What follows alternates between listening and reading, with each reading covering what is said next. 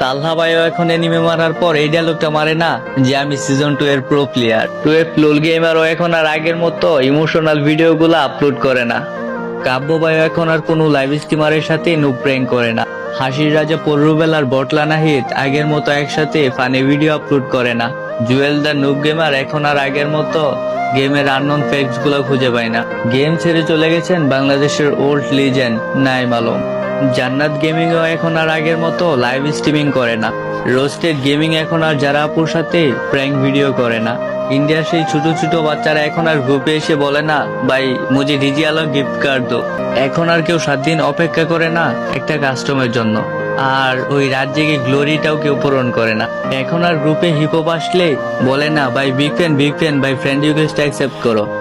দিন দিন সবাই এই গেমটা ছেড়ে চলে যাচ্ছে। হয়তো একদিন আমিও এই গেমটা ছেড়ে চলে যাব। গেমটা পড়ে থাকবে প্লে স্টোরের বুকে।